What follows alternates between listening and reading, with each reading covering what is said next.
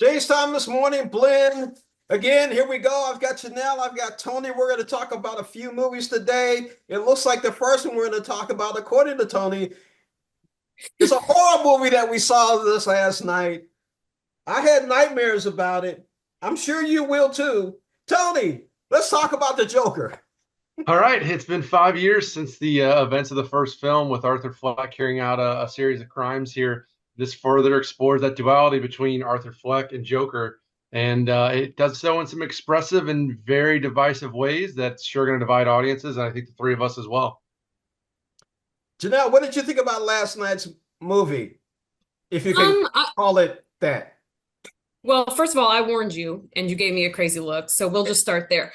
Um, anyways, but no, I think I understood the point of the movie. I just don't think it delivers in the way that people are going to want maybe for a second Joker, but I do understand it because you are very much in his head throughout this movie, whereas I think not to spoiler alert, but you kind of find out that you have been kind of on a journey throughout his mind trips.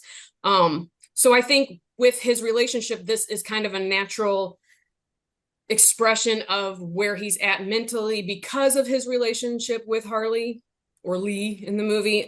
So I understand the point. I understand that that's how crazy both of them are, but I just don't think one, it's going to translate. I don't think it's going to translate well for audiences. It didn't translate well for the audience. I saw quite a few people actually leave. The people next to you left. I noticed that. Well, we'll talk about them off air. Yeah, that was a little. Yeah, that's another story. You got a point. I prefer. Right. Yeah, you That definitely have a wasn't point. movie related. Yeah, you know what? As a matter of fact, they were probably cousins of Joker. But anyway, let's talk about Joker. On my end of it, of course, I was sitting there most of the time like this, like, what the hell am I looking at?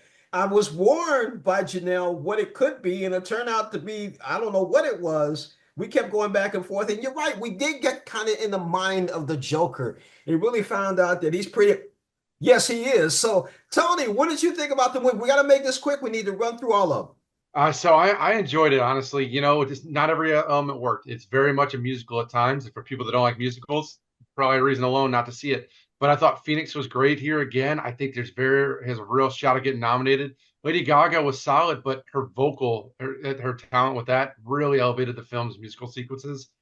Yes, it's going to divide audiences for sure. I think it's the first one was kind of 50-50. This one's probably 30-70. Um, would I like to see a few things change? Yes. Are there some scenes I'll never forget? Absolutely. There's a courtroom scene that I can't wait to watch again. It ends with a bang. The ending is also going to give people some, yes, they like it, yes, they don't. But overall, I did enjoy it. What did you give it, Tony? I'm between a 3 and 3.5, so I think that's probably gonna be more of a three as a group. So, but 3 or 3.5, just right in between there. Janelle?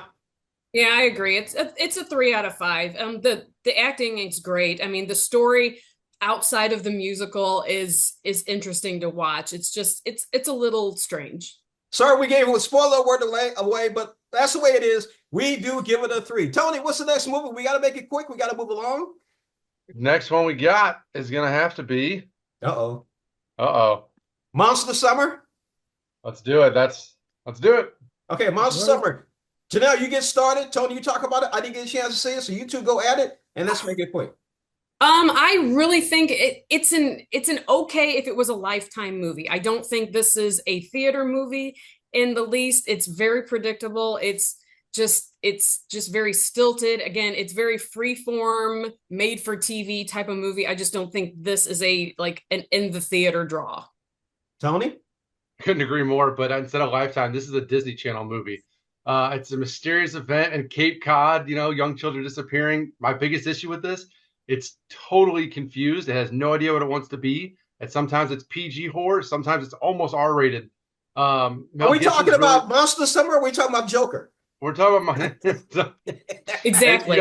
and Mel Gibson's really the only thing here on the acting side. Like Lorraine Bracco, unfortunately, just this kind of strange casting. I did like Mel's character. I thought it's your generic. He didn't add anything new to it, but it was, he was able to give a good little role. But there's really nothing here, unfortunately. There's a reason why you haven't heard of this film, and just sadly, it's very, very forgettable. What would you give it, Tony? I gave it 1.5 out of 5. Woo, Janelle, same. I gotta agree. It's just like I said, it's a maybe if your kids are around 12, 13, and you're trying to find something for them to watch. It's a Okay. no-go. All right, guys, we're gonna talk about the Outrun next. Is that correct? That's it. Okay, and we got to speed it up. We got less than 30 seconds, less than a minute to go. So make it quick. All right, Tony. Janelle. I think it's a great look at alcoholism and its effects on the family, how the family affects the alcoholic, how the alcoholic affects the family. I think it's a very powerful look at addiction and how it can ruin so many things, and also how long the process of healing, and you never really quote unquote recover from this disease. I thought she did a great job in this movie. It's beautifully shot, and I would give it about a 4 out of 5. Tony, real I quick. mean, Saoirse Ronan carries the film. She anchors it. She's very talented, and here just does a great job. I love the way the story's told in a very fractured way, the same way an alcoholic or substance abuser is going to see life in general. The beautiful landscapes of Ireland accompanying it well. 4 out of 5 as well. You know what? I got to see about 30 minutes of it, which was just before we got into this. And I really enjoyed the landscape. You're absolutely right. That was very beautiful. And Saoirse Ronan has always impressed me as an actress. Okay, guys, what would you give the Outrun? 4 out of 5 for me. 4 out of 5, 4 out of 5. Okay, folks, that's it. We'll see you next week. Actually, get ready for it in 2 weeks. You will actually see First Look all about the movie Saturday mornings on Channel 11 in St. Louis only at 4 a.m. Well, thank you for joining us and have a great weekend.